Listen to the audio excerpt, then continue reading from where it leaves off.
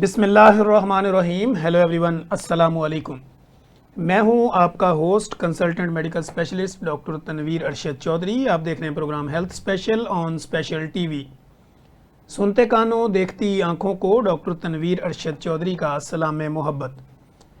जैसे कि हमारी तमाम ऑडियंस जानती है कि हमने हमेशा करंट इशू को टाइटल करने की कोशिश की है।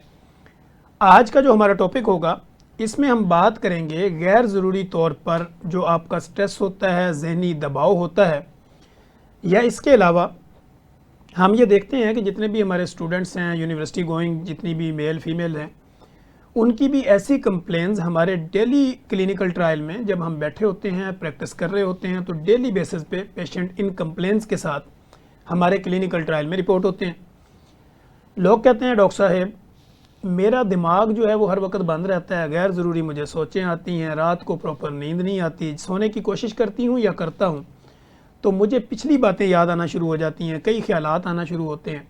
और इसी तरह अगर कोई एग्ज़ाम है, कोई इम्तिहानात है, या कोई इंटरव्यू है, या इसके अलावा कोई जॉब या प्रोफेशनल लेडीज़ हैं, तो उनको भी इसी तरह की स्ट्रेस है, डिप्रेशन है, एनजाइटी है, गैर ज़रूरी तौर पर उनके दिमाग के ऊपर एक बोझ है, और वो हमारे क्लिनिकल ट्रायल में इन्हीं कंप्लेन के साथ आते हैं। आज के इस प्रोग्राम में हम इन सारी कंप्लेंट्स को कोशिश करेंगे कि हम अपने एक्सपर्ट के सामने रखें और फिर ये जानने की कोशिश करें कि इस स्ट्रेस को, दबाव को, एंजाइटी को, डिप्रेशन को, गैर ज़रूरी सोचों को किस तरह रोका जा सकता है।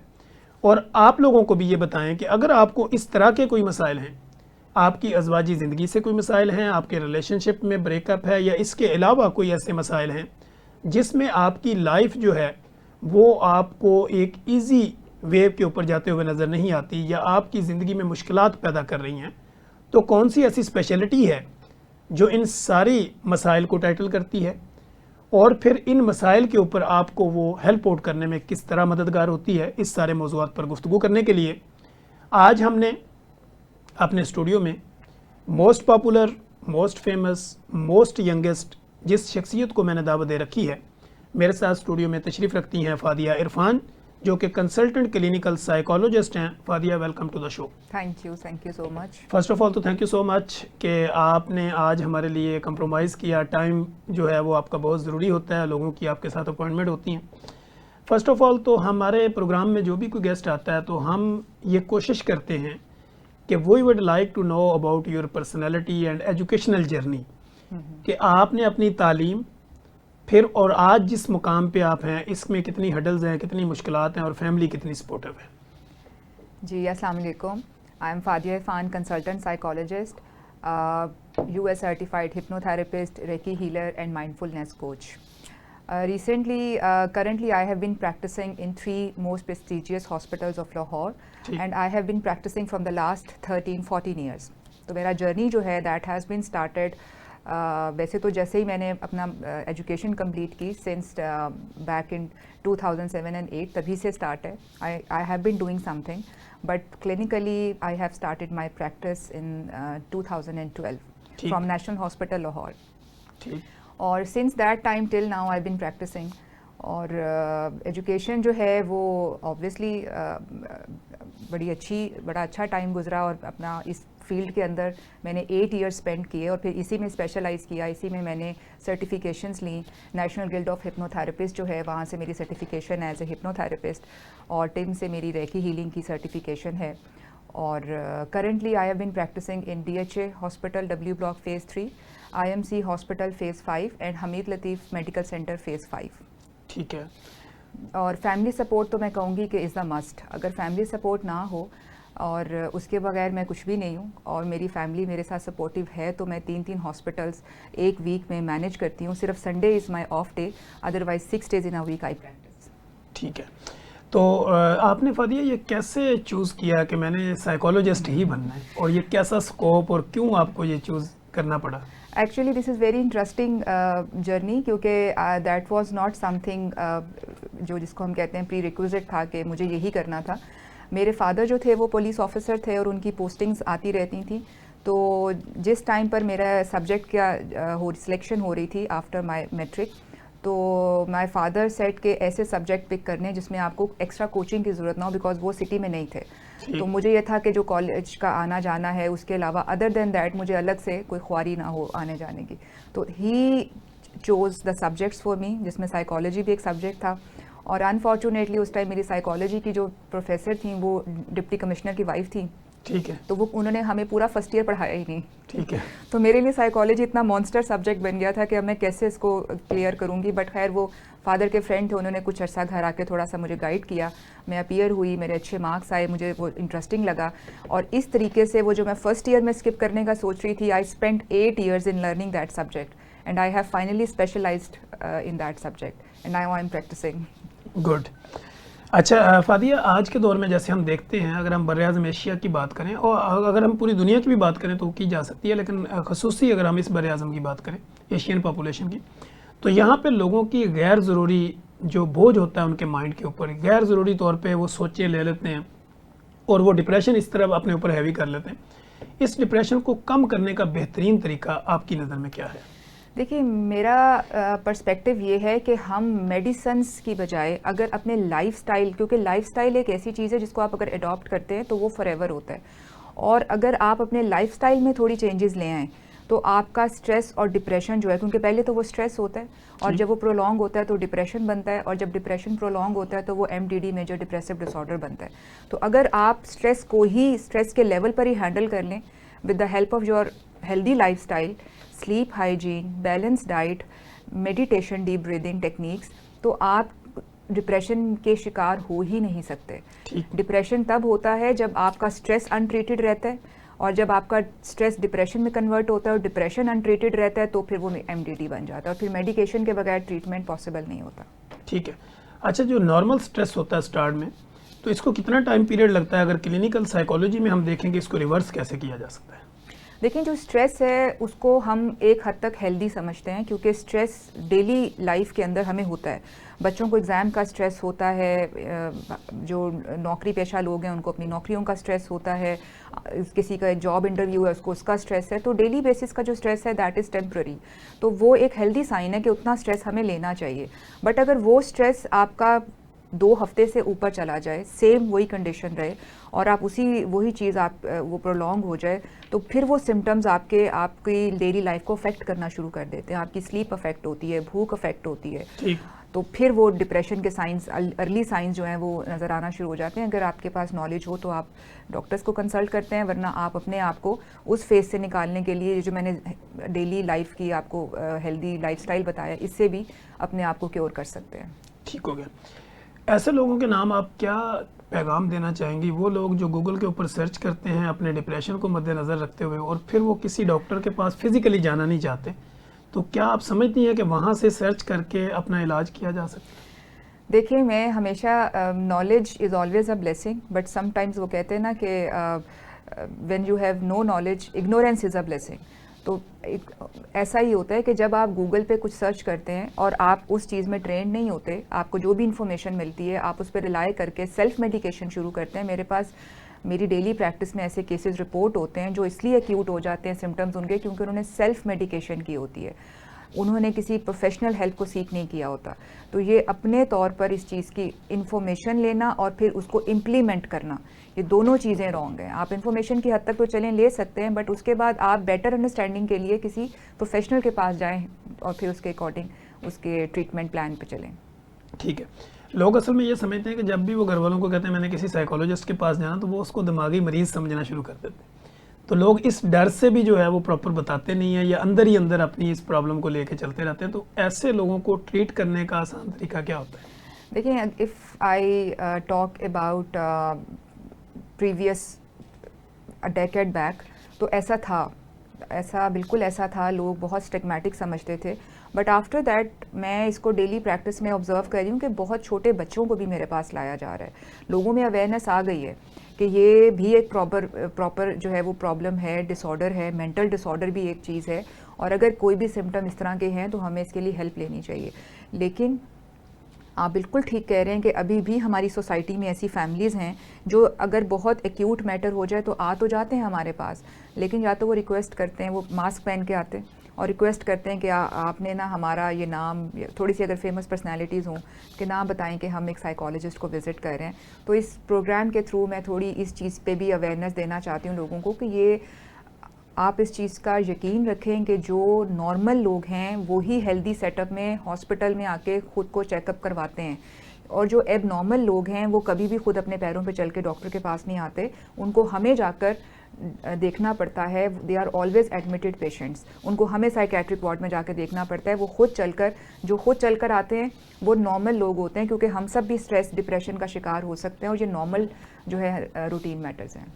ठीक है। अच्छा, एक आम आदमी अगर ये समझे कि आम जहनी दबाव स्ट्रेस या डिप्रेशन में अगर उसने डिफ्रेंशिएट करना हो तो कैसे करेगा, फ़र्क कैसे महसूस करेगा? देखिए, स्ट्रेस जैसे मैंने पहले भी कहा कि ये टेम्परेरी होता है कि सुबह पेपर है, उसका स्ट्रेस हो रहा है, एंग्जाइटी हो रही है, आपकी गाड़ी ख़राब होगी और आपने पेपर देना है और उसमें थोड़ा सा टाइम रह गया। तो ये अलामात जो होती हैं ये रोज़मर्रा की होती हैं, डे टू डे चेंज होती रहती हैं और टेम्परेरी होती हैं, इतनी इसका सिग्निफिकेंट इतना ज़्यादा नहीं होता।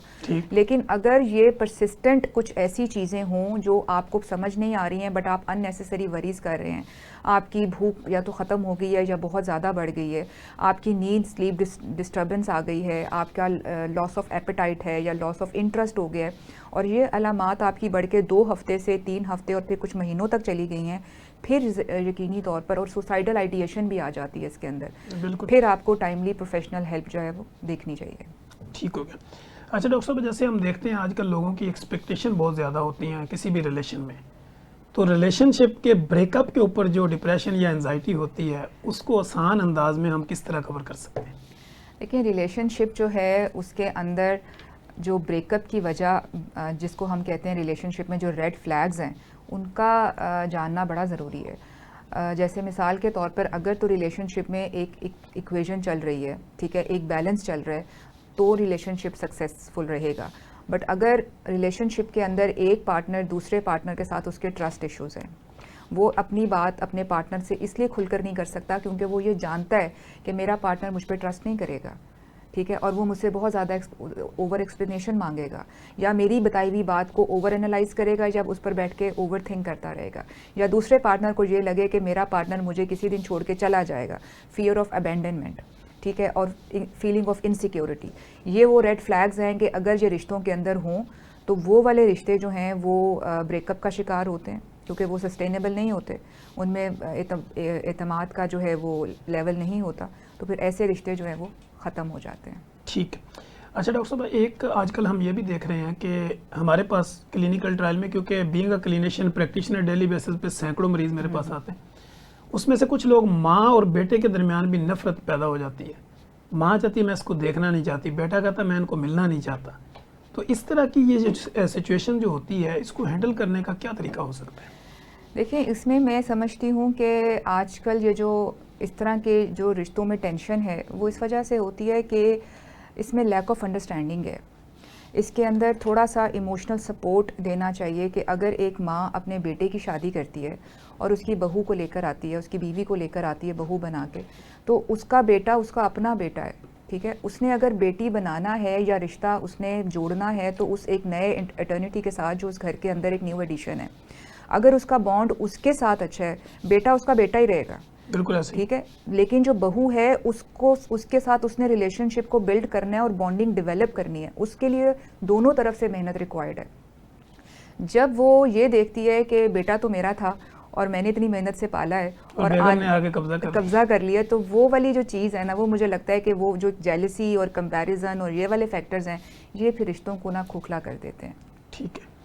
अच्छा डॉक्टर साहब, इसी से रेलिवेंट एक सवाल ये भी है कि हमारे यहाँ जो मदारस में लोग पढ़ते हैं या कोई दीनी तालीमात हासिल करते हैं या बहुत ज़्यादा तस्बीहां और बहुत ज़्यादा जो वज़ाइफ करते हैं, उनका भी कुछ लोग ये कहते हैं कि ये इसने गर्म वजीफ़े किए, इस वजह से इसकी दिमागी हालत जो है ना वो ख़राब हो गई।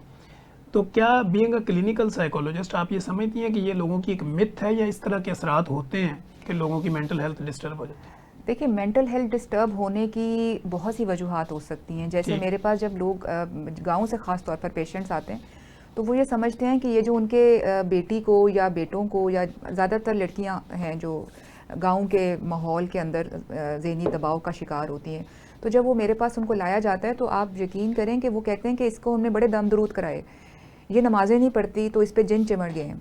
वो इस तरह की बातें इसलिए कहते हैं क्योंकि यही जो है ना वो लैक ऑफ अवेयरनेस है, यही एजुकेट हमने करना है। आप जैसे आपका भी ये प्रोग्राम है, इसके तवसत से हम लोगों को इसी बात पर एजुकेट करना चाहते हैं कि ये ज़हनी बीमारियां हैं, और ज़हनी बीमारी हमेशा तब होती है जब लाइफ में बैलेंस आउट हो जाता है, जब आप किसी एक चीज़ की तरफ बहुत ज़्यादा इंक्लाइंड करते हैं और दूसरी चीज़ का बैलेंस जो है वो आउट कर देते हैं।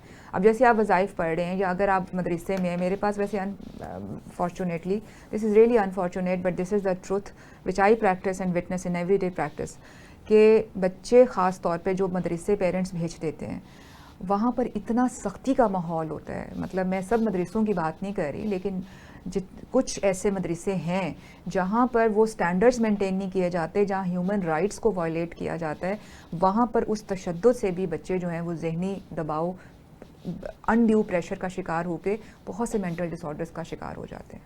ठीक हो गया। अच्छा डॉक्टर साहब, कुछ लोग हमने ऐसे भी देखा है कि हमारे पास जब माएँ आती हैं वो कहती हैं मेरा बेटा रात को सोता है और सोते सारी रात हंसता रहता है, फिर बीच में हम जब इसका मुंह बंद करते हैं या उसको दबाते हैं तो ठीक हो जाता है, फिर कुछ टाइम के बाद हंसना शुरू हो जाता है। क्या ये भी कोई ऐसा साइकोलॉजिकल डिसऑर्डर होता है? देखें, इसको हम हिस्टेरिक पर्सनालिटी कहते हैं, जब किसी इंसान में बहुत ड्रामेटिक किस्म की अलामात पाई जाती हैं कि वो एकदम हंसना शुरू कर दे, एकदम रोना शुरू कर दे, बहुत ही इमोशनल हो जाए, बड़े बड़े डायलॉग बोलना शुरू कर दे, ये वो अलामात हैं जो बड़ी ड्रामेटिक होती हैं और ये हिस्टेरिक पर्सनालिटीज़ होती हैं। ये वो पर्सनालिटीज़ होती हैं जो अपने ज़रूरियात को खुलकर बयान नहीं कर सकती। उनके अपने कुछ कॉम्प्लेक्सेस होते हैं, उनके अपने कुछ फियर्स होते हैं, तो वो फिर अपनी अनकॉन्शियस फेज़ में जाके, जैसे अगर आप डीप स्लीप में हैं तो आप उस ब्रेन की फ्रीक्वेंसी आपकी उस तरह से एक्टिवेट नहीं है, तो वो वाली जो आपकी हिडन और आपके सप्रेस्ड फीलिंग्स होती हैं वो आपकी उन चीज़ों के अंदर सामने आती हैं। ठीक हो गया। तो डॉक्टर साहब, बच्चों में डिप्रेशन की क्या वजूहत है? आजकल बच्चे भी रिपोर्ट होते हैं डिप्रेशन के? बिल्कुल होते हैं। देखें, बच्चों में डिप्रेशन जो है वो आजकल बहुत ज़्यादा रेज़ हो रहा है, और उसकी वजह जो है वो ये है कि यूजुअली मैंने देखा है कि आजकल जैसे फैमिली डायनामिक्स हैं और माँ और बाप दोनों ही अर्निंग पोजीशन पर हैं, दोनों के पास सफिशिएंट टाइम नहीं होता बच्चों को देने के लिए, विच इज़ रॉन्ग, जिसमें दोनों को अगेन आई वुड से कि बैलेंस करना चाहिए, बाप को भी और माँ को भी, कि बच्चों को टाइम दें। लेकिन जब आप बच्चों को वो टाइम सफिशिएंट नहीं देते जो उनकी रिक्वायरमेंट होता है, ये मैं बात कर रही हूँ 8 ईयर्स तक तो बहुत ही ज़रूरी है, क्योंकि 8 ईयर्स तक बच्चे का ग्रे स्ट्रक्चर बन जाता है, और फिर 8 ईयर्स के बाद उस ग्रे स्ट्रक्चर के अंदर आप रंग रोगन करके, दरवाजे इंटीरियर करके आप चेंजेस तो ले आते हैं, बट स्ट्रक्चर को जब तक डिमोलिश नहीं करेंगे स्ट्रक्चर बन जाता है, फिर वो चेंज नहीं होता। तो उसमें अगर बच्चा ये लर्न कर लेता है कि मेरे पेरेंट्स के पास मेरे लिए टाइम नहीं है, और मैं जब इनसे कोई बात करता हूँ तो वो मेरी बात को सुनते, तवज्जो ही नहीं देते, तो ऐसे बच्चे जब अपने टीन्स में पहुँचते हैं, अर्ली टीन्स में या टीन एज में, और उनके पेरेंट्स उनको बुलाते हैं कि हमारे पास बैठो, खाना खाओ, कोई एक टाइम हमारे साथ गुजारो, तो वो बच्चे अपने पेरेंट्स को अवॉइड करते हैं, उनको टाइम नहीं देते।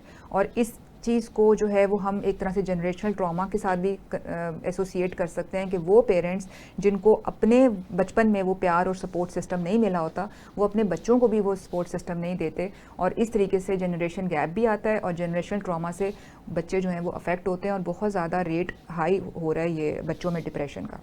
पेरेंट्स को बच्चों को टाइम देना चाहिए, कोई ऐसी एक्टिविटी प्लान करनी चाहिए ऑफनली शॉर्ट इंटरवल्स के साथ, जिसमें वो इकट्ठा फैमिली टाइम एंजॉय करें एज ए यूनिट। ठीक हो गया। जी नाज़रीन, आपने देखा कि हेल्थ स्पेशल प्रोग्राम के अंदर आज हम बात कर रहे हैं आपके जहनी तनाव, दबाव, गैर ज़रूरी स्ट्रेस, डिप्रेशन, एंजाइटी और फैमिलीज़ के अंदर जिस तरह के मसाइल होते हैं, बच्चों में जो डिप्रेशन होते हैं, उस पर हमारी गुफ्तगू जारी है। कहीं मत जाइएगा, हमारे साथ रहिएगा। यहीं पे वक्त हुआ एक ब्रेक का, और ब्रेक के बाद जब हम आएंगे तो फादिया इरफान हमारे साथ मौजूद हैं और मज़े की गुफ्तगू जारी रखेंगे। वेलकम बैक नाज़रीन, आप देख रहे हैं health special programme. Health special programme के अंदर फादिया इरफान आज हमारे साथ मौजूद हैं, और ऐसी गुफ्तगू हम उनसे करवाने की कोशिश कर रहे हैं। आपका हर सवाल जवाब डिफरेंट एंगल्स के साथ उनके सामने रख रहे हैं, ताकि उनकी एक्सपर्टीज़ जो है वो आप लोगों तक पहुँच सके और आप लोगों की ज़िंदगी में आसानी पैदा हो सके। अच्छा फातिया, मैं आपसे ये जानना चाहूँगा, अज़वाजी ज़िंदगी को खूबसूरत बनाने का बेहतरीन राज क्या है? अंडरस्टैंडिंग, ठीक, और कॉम्प्रोमाइजिंग दोनों का होना बहुत ज़रूरी है। ठीक है, ठीक है, और एक दूसरे की चॉइसेस को एक्सेप्ट करना। ठीक है, इम्पोज नहीं करें, चॉइसेस को एक्सेप्ट करें, इम्पोज नहीं करें, और एक दूसरे की बातों को लेट इट गो करें। देखिए, जब हम लेट गो करना नहीं सीखते और छोटी छोटी चीज़ों को दिल में रखते हैं, तो वो जो छोटी छोटी चीज़ें, जैसे मैंने आपसे कहा, जो स्ट्रेस होता है वो डिप्रेशन बनता है, और डिप्रेशन जो है वो मेजर डिप्रेसिव डिसऑर्डर बनता है। तो यही छोटी छोटी गलत फहमियाँ, मिसअंडरस्टैंडिंग जो हैं, ये फिर ऐसा बीज बोती हैं कि फिर वो बहुत टॉक्सिक रिलेशनशिप हो जाता है। और मैं ये समझती हूँ कि रिश्तों में ट्रस्ट भी बहुत ज़रूरी है। ठीक है। एक इंसान अपनी बीवी पे तब शक करेगा जब उसको ये पता है कि she deserves better than me, और एक औरत अपने हस्बैंड पे तब शक करेगी जब उसको ये पता है कि he deserves better than me. तो ये फियर, जो कॉम्प्लेक्सिटी है, इसको अपने अंदर से निकालें। आप दोनों हस्बैंड वाइफ हैं तो डेफिनेटली आप दोनों एक दूसरे को डिज़र्व करते हैं। ठीक। तो ये चीज़ रिश्तों में जो है, मेरा ख्याल है बहुत ज़रूरी है, जो लैक करती है, ठीक। और जिनके रिश्तों में है वो सक्सेसफुल जोड़े हैं। ठीक है। अच्छा फादिया, एक बात आजकल आप देख रहे हैं, बे-औलादी का बड़ा कॉन्सेप्ट है लोगों में। IVF और डिफरेंट किस्म के फेलियर्स के बाद सब फर्टिलिटी, इनफर्टिलिटी के बेशुमार केस हैं, मर्दाना बांझपन है, जनाना बांझपन है। तो इस दौरान में जो सब फर्टाइल कपल है उनकी काउंसलिंग कितनी ज़रूरी है? देखिए, काउंसलिंग हर लेवल पर बहुत ज़रूरी है, और ठीक। डेफिनेटली हर एक का अपना अपना स्ट्रेस लेवल है, और उसकी कॉजेज़ अलग हैं, हर एक का जर्नी अलग है। मैं ये समझती हूँ कि ये जो इनफर्टिलिटी की रीज़न्स हैं, कॉजेज़ हैं, ये अगेन वही बात है कि हमारा लाइफस्टाइल है, हमारी डाइट है, जिसकी वजह से ये वाली जो प्रॉब्लम्स हैं पहले नहीं थी। बहुत ऑर्गेनिक फूड था, देसी खाने थे। अब जितना हम नेचर से दूर होते जा रहे हैं, उतनी ही ज़्यादा हम इन मल्टीपल प्रॉब्लम्स का शिकार होते जा रहे हैं। तो ऐसे कपल जो परेशान होते हैं, उनको ज़रूर काउंसलिंग के लिए आना चाहिए, और अपने जो भी, आजकल तो बहुत सारे इलाज अवेलेबल हैं, उस इलाज को करें। लेकिन उस इलाज को करने के साथ साथ, मेरे पास अभी भी recently there are people who are visiting me and they are having IUI और IVF, डिफरेंट जो ट्रीटमेंट प्लान्स हैं फॉलो कर रहे हैं। उसमें आपका CBT लेना इसलिए ज़रूरी है क्योंकि आपकी जितनी नेगेटिव थाट्स हैं, जितनी आपकी नेगेटिव फीलिंग्स हैं, उन सब को आप जो है वो रेक्टिफाई करते हैं, और आप अपने कॉग्निशन पे जाके अपने मस्बत रवैये को जो है वो फॉलो करने की कोशिश करते हैं, और नेगेटिविटी को आप अरेज करते हैं अपनी लाइफ। तो CBT एक्चुअली आपको बताता है कि आपको किस डायरेक्शन में जाना है। ठीक है। अच्छा डॉक्टर साहब, नेगेटिविटी जो है इसको कम करने के लिए वॉक कितना किरदार अदा करती है? देखिए, नेगेटिविटी जो है, सिर्फ नेगेटिविटी नहीं, हमारा जो स्ट्रेस, हमारी बॉडी के अंदर ना एक हार्मोन है जो नेगेटिव है, जिसको आप कह लें जो स्ट्रेस हार्मोन है, कॉर्टिसोल। अदरवाइज जितने बाकी हार्मोन्स हैं वो सब के सब पॉजिटिव हार्मोन्स हैं। ठीक है। और हमारा ये स्ट्रेस हार्मोन जो कॉर्टिसोल है, ये तब राइज होता है हमारी बॉडी में जब हम बहुत ज़्यादा स्ट्रेसफुल रूटीन का शिकार रहे हों, हमारी नींद पूरी नहीं हो रही, हमारी डाइट बड़ी अनहेल्दी है, और हम एक्सरसाइज या वॉक नहीं कर रहे, हम स्ट्रेचिंग नहीं कर रहे, हम अपने आप को पॉजिटिवली अफर्म नहीं कर रहे। तो उससे क्या होता है कि हमारे स्ट्रेस हार्मोन्स बढ़ते हैं, हमारे रवैये में नेगेटिविटी आती है, हमारा बिहेवियर एग्रेसिव होता है। तो अगर हम एक्सरसाइज करें, जिम जाएं, वॉक करें, swimming, any physical activity at least 35 to 40 minutes every day करें, तो हमारा जो स्ट्रेस हार्मोन है वो बॉडी से रिलीज होता है, और उसकी जगह जो जनरेट होता है hormone, that is endorphin, which is happy hormone. तो ये केमिकल की गेम है, अगर इसको आप समझें तो ये बड़ी इंटरेस्टिंग है। आपने बस कॉर्टिसोल को अपनी बॉडी से रिलीज़ करना है, तो आपके तमाम पॉजिटिव और हैप्पी हार्मोन जनरेट होंगे। ठीक है। अच्छा, हम देखते हैं कि आजकल आप देख रही हैं कि डायबिटिक, प्री डायबिटिक, ओबेसिटी, या इसके अलावा ओवरवेट के, अंडरवेट के बेशुमार लोग आते हैं। तो ऐसे लोग जिनको कोई शुगर या ब्लड प्रेशर हो जाती है, तो वो इसी दो बीमारियों को अपने माइंड पे हैवी करके अपनी अगली ज़िंदगी जो है वो मेंटल स्ट्रेस में गुजार देते हैं। तो इस मेंटल स्ट्रेस को कम कैसे किया जाए? देखिए, यहाँ पर वही बात है, CBT एक, आप अभी लेटेस्ट रिसर्च में ये प्रूव हुआ है कि CBT जो है वो अभी तक की जितनी टेक्निक्स हैं उसमें बेस्ट साइकोलॉजिकल थेरेपी है। ठीक है। तो CBT कॉग्निटिव बिहेवियर थेरेपी जो है वो एक्चुअली आपको ये चीज़ आपके कॉग्निशन लेवल पर जाकर अंडरस्टैंड करवाई जाती है कि जो थॉट पैटर्न्स आपके डेवलप हो रहे हैं। देखिए, अगर किसी इंसान को कॉर्नरी हार्ट डिजीज़ है, या कोई डायबिटिक है, या कोई ओबेसिटी का शिकार है, ये वो वाली चीज़ें हैं जो एकदम ओवरनाइट ठीक नहीं हो सकती। तो आपको ये अंडरस्टैंड करने की ज़रूरत है कि किस तरीके से अपने लाइफस्टाइल चेंजेस के साथ, क्योंकि मेडिकेशन या ट्रीटमेंट प्लान तो आप फॉलो कर ही रहे होते हैं अपने रेलेवेंट डॉक्टर का, बट उसके साथ हेल्दी वे में अगर आप अपने लाइफस्टाइल को हेल्दी बना लें, उसमें अपनी वॉक की रूटीन को ज़रूर शामिल करें, उसमें अपने हेल्दी डाइट को ज़रूर शामिल करें, इंपॉर्टेंट फूड ग्रुप्स जो होते हैं उनको अपनी डेली की लाइफ में, डेली इंटेक में ज़रूर शामिल करें, तो आप बहुत हद तक नेगेटिविटी से और एग्रेशन से और अपनी जो भी आपकी स्ट्रेस हार्मोन्स हैं उससे आप छुटकारा पा सकते हैं। ठीक है। अच्छा, एक अच्छा साइकोलॉजिस्ट जब किसी पेशेंट को एग्जामिन करता है तो वो उसमें उसको किस तरह की कोई इन्वेस्टिगेशन, ब्लड टेस्ट से रेलिवेंट या कोई स्क्रीनिंग वगैरह की कोई ज़रूरत पड़ती है? नहीं, एक्चुअली उसमें ये होता है कि जब पेशेंट हमारे पास आता है तो वो जो फर्स्ट सेशन होता है वो होता है इंट्रोडक्टरी सेशन, जिसके अंदर हम पेशेंट का इंट्रोडक्शन लेते हैं, यानी गपशप लगाते हैं पेशेंट? गपशप लगाते हैं, एक रेपो डेवलप करने की कोशिश करते हैं, अपने बारे में पेशेंट को बताते हैं, और हमारा जो साइकोलॉजिकल ट्रीटमेंट प्लान होता है उसमें पेशेंट को हमने अवेयर करना होता है बिफोर टाइम कि this and this we are going to do in the session for today and for the upcoming session. और उसमें हमारा मेंटल स्टेटस एग्जामिनेशन होता है, हमारा अपना तरीक़ेकार होता है वैल्यूएशन का, जिसमें हम पेशेंट की बहुत डिटेल्ड वैल्यूएशन करते हैं। और अगर उसके अंदर कहीं रिक्वायरमेंट आए कि उसका, अगर हमें वो एनेमिक लग रहा है या वो थोड़ा उसके रिस्पॉन्सेज लेट आ रहे हैं या उसके अंदर कोई और ऐसा मेडिकल साइन नज़र आ रहा है, तो फिर हम कुछ टेस्ट वगैरह उसको इन जनरल बता देते हैं, या अगर वो उसने करवाए हुए हों तो वो रिपोर्ट्स देखकर आइडिया लगा लेते हैं वैल्यूएशन के टाइम। बट हमारा प्रोसीजर जो होता है वो मेंटल स्टेटस एग्जामिनेशन से स्टार्ट होता है, इंट्रोडक्टरी सेशन से। और फिर मेरा अपना एक तरीक़ाकार होता है डायग्नोसिस का, which is after the testing procedure कि पेशेंट का डिसऑर्डर है क्या। तो उससे इंट्रोडक्शन लेने के बाद, गपशप लगाने के बाद, हिस्ट्री लेने के बाद, मेंटल स्टेटस एग्जामिनेशन के बाद एक टेस्टिंग प्रोसीजर होता है। उसके बाद हम डायग्नोसिस करते हैं कि इसको मूड डिसऑर्डर है, पर्सनालिटी डिसऑर्डर है, स्लीप डिसऑर्डर है, ईटिंग डिसऑर्डर है, या कोई एंजाइटी की या स्ट्रेस की फॉर्म है, तो या मेंटल डिसऑर्डर है, लर्निंग डिसेबिलिटी है, जैसे बच्चे हैं। तो ये सारी जो वैल्यूएशन है ये टेस्टिंग प्रोसीजर के बाद होती है, और फिर when the diagnosis is done then we go towards the treatment plan. ठीक है। अच्छा फादिया, अगर बच्चों में हाफजा कमज़ोर हो, लोग ज़्यादातर हमसे ये पूछते हैं कि मेरे बच्चे का दिमाग काम ही नहीं करता, इसका पढ़ाई में दिल ही नहीं लगता, ये इसका लगता है कि मेंटल जो है ना वो बिल्कुल कमज़ोर है या दिमागी कमज़ोरी है, तो बीइंग अ क्लिनिकल साइकोलॉजिस्ट आप लोग इसको किस नज़र से देखते हैं?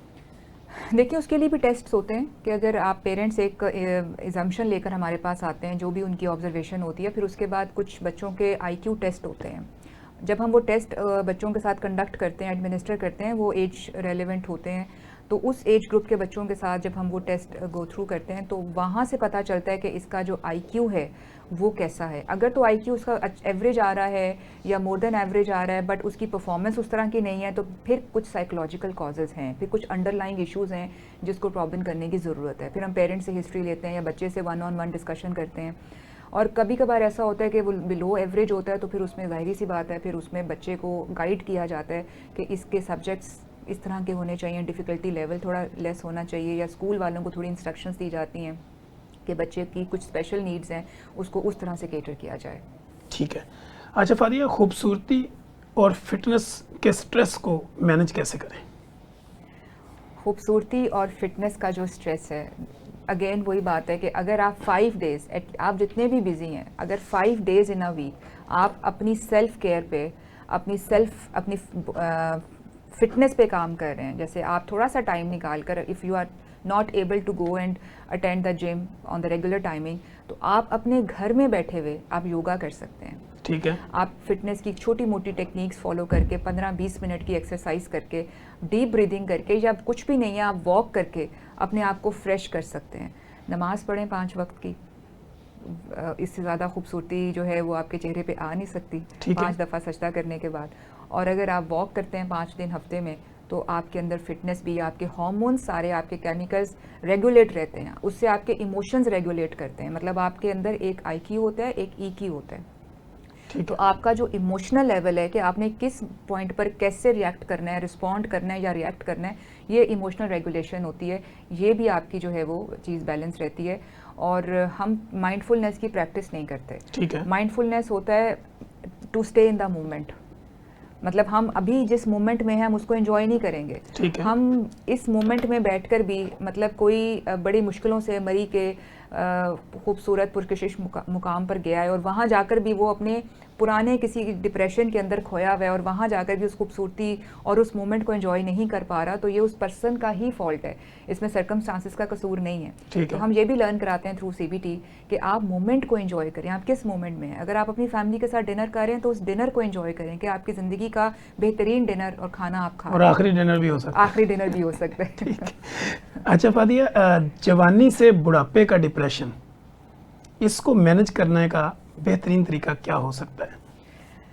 ये बड़ा अच्छा क्वेश्चन है, क्योंकि हमारे यहाँ बहुत से ऐसे ख़वातीन भी और मर्द हजरात भी कि जो इस चीज़ को एक्सेप्ट नहीं करते कि हम बूढ़े हो गए हैं, और वो मैं ये नहीं कहती कि वो एक्सेप्ट करें और वो एक्सेप्टेंस के बाद वो बहुत जल्दी इस चीज़ का शिकार हो जाएं, लेकिन अपने जिसको हम कहते हैं ना एजिंग ग्रेसफुली, वो अपनी एज और अपने ग्रेस को मेंटेन रखें कि उनकी क्या एज है, जो वो काम कर रहे हैं, जो वो कलर पहन रहे हैं, जो उनकी एक्टिविटीज़ हैं, जो जैसा उनका अखलाक है, क्या ये उनकी एज और ग्रेस को सूट करता है। तो इसमें वही बात है कि लाइफ के अंदर एक बैलेंस बहुत ज़रूरी है। तो यही बैलेंस आपको एक ब्यूटीफुल एजिंग प्रोसेस में भी हेल्प करता है और आपको ग्रेसफुल, कहते हैं ना एक बुढ़ापा होता है, एक बुजुर्गी होती है, तो आप बुजुर्गी की तरफ जाएं, बुढ़ापे की तरफ ना जाएं। ठीक हो गया। अच्छा फादिया, जैसे आपने कलर की बात की, तो कलर सिलेक्शन भी कुछ आपका इंप्रेशन चेंज करती है कि आप किसी मीटिंग में हैं, इंटरव्यू में हैं, तो कौन से ऐसे कलर्स होते हैं जो अगले बंदे के ऊपर आपका जो है वो एक्सपेक्ट डालते हैं या आपका एक रोब दबदबा बनाते हैं? जी बिल्कुल, कलर्स की भी एक साइंस होती है कि आप अगर बहुत ब्राइट कलर्स पहन रहे हैं तो वो आपको बड़ा एनर्जेटिक फील कराते हैं और आपकी जो बड़ी एनर्जी वाली वाइब्स होती हैं आपके वर्क प्लेस में या आप अगर किसी मीटिंग में हैं, अगर आप डिम कलर्स पहनते हैं, लाइट पेस्टल कलर्स पहनते हैं, तो वो आपके मूड और पर्सनालिटी को इन्हांस करते हैं, आपके अंदर कामनेस को रिफ्लेक्ट करते हैं। और डल कलर्स जो होते हैं, जो लोग डल कलर्स पहनते हैं, वो थोड़ा सा उनकी मेंटल स्टेट की भी रिप्रेजेंटेशन करते हैं कि वो थोड़े कम गो लोग होते हैं, थोड़े आइसोलेटेड लोग होते हैं और इतना ज़्यादा सोशलाइज नहीं करते। ठीक हो गया। अच्छा, आप ये क्या समझती हैं कि टाइप्स ऑफ साइकोलॉजी, यानी लोग तो समझते हैं ना कि एक साइकोलॉजिस्ट के पास जाएं, अब टाइप्स ऑफ साइकोलॉजी क्या हैं, कि साइकोलॉजिस्ट की कितनी टाइप्स हैं या हर साइकोलॉजी वाला हर पेशेंट को देख सकता है? नहीं, ये एरियाज़ ऑफ स्पेशलाइजेशन होता है। जैसे मैं बच्चों को भी जो है वो देखती हूँ और मेरे पास टीन्स जो हैं वो भी आते हैं, एडल्टहुड के बच्चे भी आते हैं और एल्डरली एज के बच्चे भी आते हैं। लेकिन एक बेसिक जो क्राइटेरिया होता है, क्योंकि हमने सिर्फ बिहेवियर का एनालिसिस करना होता है, हमने बिहेवियरल चेंजेस पर काम करना होता है, बिहेवियर थेरेपी करनी होती है, लेकिन जहाँ हमें लगता है कि यहाँ पर चीज़ें जो हैं वो थेरेपी या CBT से बियॉन्ड हैं, वहाँ पर हम फिर पेशेंट को गाइड करते हैं कि उसको साइकेट्रिस्ट के पास जाकर मेडिकेशन के थ्रू हेल्प लेनी चाहिए, and then medication and CBT it goes side by side. ठीक है। अच्छा, दूसरा, जैसे कि आजकल आप देख रही हैं AI का दौर है, IT का दौर है और सोशल मीडिया का सारा दौर है, डिजिटल मार्केटिंग और डिजिटल मीडिया है, तो फेम का भी एक लोगों को ना चाम होता है कि मैं हर वक्त एक फेम में रहूं। जब वो फेम थोड़ा सा डी फेम की तरफ जाता है तो वो भी एक डिप्रेशन का फेस आता है। इसको मैनेज करने का बीइंग अ क्लिनिकल साइकोलॉजिस्ट आपके पास क्या फार्मूला है? देखिए, ये तो अभी आपको पता है AI वाला, तो अभी एक मैं रिसेंटली एक वो पढ़ रही थी, न्यूज़ भी पढ़ रही थी कि एक बच्चे ने वेस्ट में सुसाइड अटेम्प्ट की है with this chatbot, AI chatbot. तो उसमें उस बच्चे ने जो है वो अपने आप को उसने रोप के साथ फैन के अपना वो हैंग करके, और उसने पूरा प्रोसीजर पूछा है उससे, उसने AI चैटबॉट से पूरा प्रोसीजर पूछा है कि मैं एक रोप को किस तरह नॉट लगाऊं और मैं किस तरीके से इसको जो है वो अपने उसमें करके, तो पूरा उसने उसको हेल्प किया और वो की। तो देखें, ये जो भी रोबोटिक्स, ये हमारा आर्टिफिशियल इंटेलिजेंस जो है, ये बहुत यूज़फुल है, but at the same time बहुत डिज़ास्टर भी इससे जो है वो बड़ा डेंजरस भी है। जब आप अपने आप को एक फेम की कैटेगरी में लाकर खड़ा करते हैं और आप अपने आप को उस पॉइंट पर देखते हैं और फिर आप किसी वजह से वो लेवल मेंटेन नहीं कर सकते, तो अगेन वही बात है, ये आपका हर इंसान का पर्सनल जर्नी होता है। देखें, आप हर इंसान की कुछ पर्सनल कॉम्प्लेक्सेस होते हैं। अगर एक इंसान की बैलेंस्ड पर्सनालिटी है तो वो जैसे फेम उसको मिला, वैसे वो ये भी मेंटली प्रिपेयर है कि मैं इस पॉइंट पर फॉरएवर नहीं रहूँगा, आज मैं फेम पर हूँ, कल मैं थोड़ा इससे नीचे भी आ जाऊँगा, कभी ज़िंदगी में इंसान डिफेम भी हो जाता है। तो अगर एक इंसान ये समझता है कि मैं अकले कुल हूँ और मैं सुपीरियर हूँ, तो वो एक नॉर्मल उस कैटेगरी में नहीं आता। जिस नार्सिसिस्ट ट्रेट्स होती हैं उस इंसान की ज़िंदगी में अगर ऐसा है, तो फिर बहुत से ऐसे लोग सुसाइडल अटेम्प्ट्स भी करते हैं, बल्कि सुसाइड कमिट भी कर लेते हैं, अगर उनको फेम से हटाकर उनको ये हो कि हमने ये पोजीशन छोड़ी है तो हम अब सर्वाइव ही नहीं कर सकते। ठीक है। अच्छा, हमारे यहाँ जो प्रोफेशनल लेडीज़ होती हैं या प्रोफेशनल मेल होते हैं, डेली बेसिस पे जिनका काम फील्ड के अंदर होता है, वो अगर अपने डिप्रेशन को, स्ट्रेस को, एंजाइटी को मैनेज करना चाहें तो किस तरह करें?